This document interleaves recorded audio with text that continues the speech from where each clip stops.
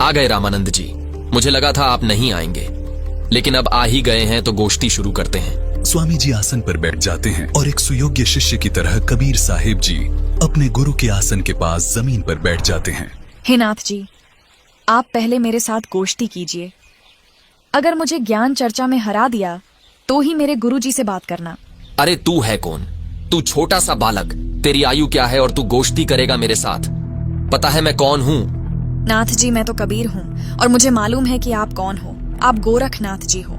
कबीर साहिब जी की बात सुनकर गोरखनाथ सोचते हैं कि इस छोटे से बालक ने मुझे पहचान लिया।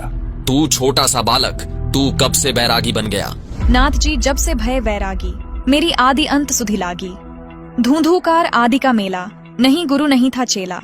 जब का तो हम योग उपासा, तब का फिरूं अकेला। धरती नहीं जद की टोपी दीना, ब्रह्मा नहीं जद का टीका। शिव शंकर से योगी न थे, जद का झोली शिका। द्वापर को हम करी फावड़ी, त्रेता को हम दंडा। सतयुग मेरी फिरी दुहाई, कलयुग फिरौनो खंडा।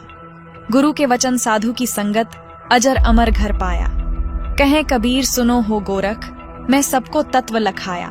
हे गोरखनाथ जी, जब कोई सृष्टि नहीं थी तब मैं अनामी लोक में था। जब मैं अकेला रहता था तब पृथ्वी भी नहीं थी। तब से मेरी टोपी जानो। जब ब्रह्मा, आप और आपके गुरु मचंद्रनाथ आदि सब प्राणियों के शरीर बनाने वाला पैदा भी नहीं हुआ था, तब से मैंने टीका लगा रखा है। अर्थात मैं तब से सतपुरुष रूप में ही हूँ। सतयुग, त्रेतायुग, द्वापर तथा कलयुग, ये चारों युग तो मेरे सामने असंख्यों बार खत्म हो चुके।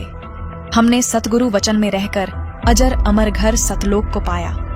हे नाथ जी, पूर्ण गुरु से उपदेश लेकर आजीवन गुरु वचन में चलते हुए पूर्ण परमात्मा का ध्यान सुमिरन करके इस अजर अमर सतलोक में जाकर जन्म मरण रूपी अति दुखमय संकट से बच सकते हो।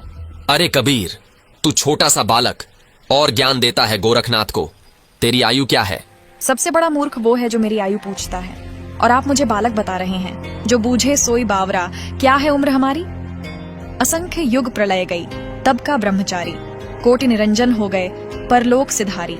हम तो सदा महबूब हैं, स्वयं ब्रह्मचारी।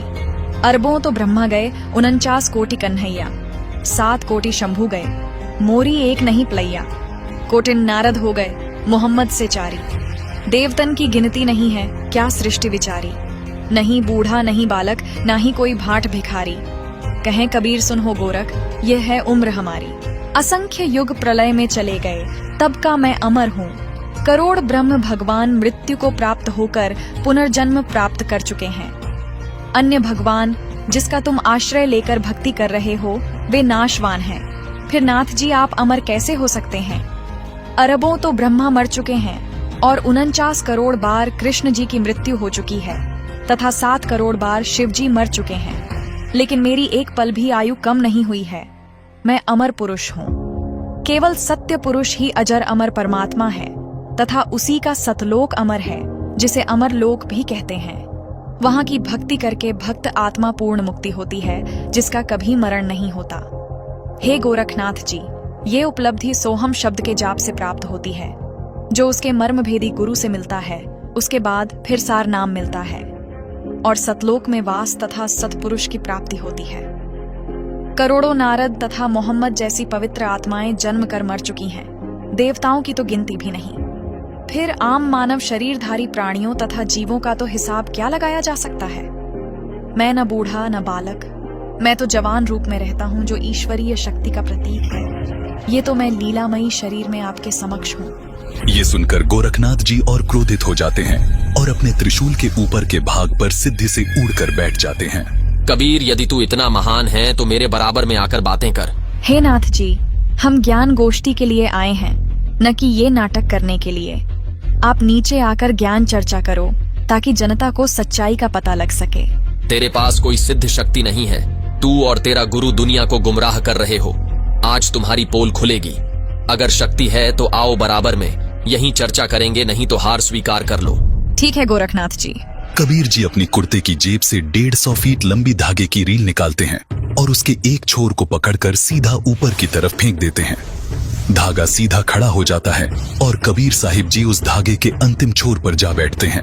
नाथ जी, अब आप आओ मेरे बराबर में। यहाँ बैठकर चर्चा करेंगे। गोरखनाथ ज्यों ही ऊपर की तरफ उठते हैं वैसे ही धड़ाम से नीचे गिर जाते हैं।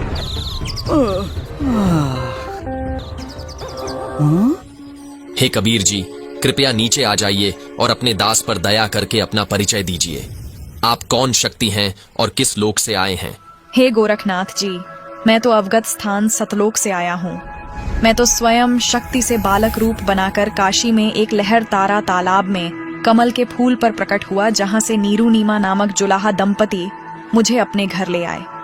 मेरे कोई माता पिता नहीं है, न ही मेरी कोई पत्नी है, और जो उस परमात्मा का वास्तविक नाम है वही कबीर नाम मेरा है। आपका ज्योति स्वरूप, जिसे आप अलख निरंजन कहते हो, वो ब्रह्म भी मेरा ही जाप करता है। मैं सतनाम का जाप करने वाले साधक को प्राप्त होता हूँ। मेरा शरीर हाड़ चाम का बना हुआ नहीं है। मेरा मूल स्थान सतलोक है, जहाँ सतनाम के जाप के आधार से जाया जाता है। नाथ जी, आप ज्योति निरंजन के जाल में ही फंसे हुए हो। न जाने आपके कितने जन्म हो चुके हैं और कितनी बार आप 84 लाख योनियों में कष्ट उठा चुके हो। यदि आप मेरी शरण में नहीं आते तो आपकी 4 युगों की भक्ति को काल कलयुग में नष्ट कर देता है। हे कबीर जी, मुझे आपकी बात पर विश्वास हो गया है, लेकिन मैं आपकी एक परीक्षा लेना चाहता हूँ। मैं दरिया में डुबकी लगाऊंगा। यदि आप मुझे खोज लोगे तो मैं आपका शिष्य बन जाऊंगा। ठीक है गोरखनाथ जी, छुप जाओ दरिया में। ये सुनकर गोरखनाथ गंगा नदी की तरफ चल पड़ते हैं और साथ में दर्शक भी पीछे पीछे चल पड़ते हैं। गंगा के पास जाकर गोरखनाथ जी गंगा में छलांग लगाकर मछली का रूप धारण कर लेते हैं। कबीर परमात्मा भी गोरखनाथ जी के बाद गंगा दरिया में डुबकी लगा देते हैं और सैकड़ों मछलियों के बीच गोरखनाथ को पकड़कर तथा उनका असली रूप बनाकर उन्हें किनारे पर ले आते हैं। इस प्रकार गोरखनाथ जी ने कबीर साहिब जी को पूर्ण परमात्मा स्वीकार किया और उनके शिष्य बने तथा कबीर साहिब जी से भक्ति प्राप्त की।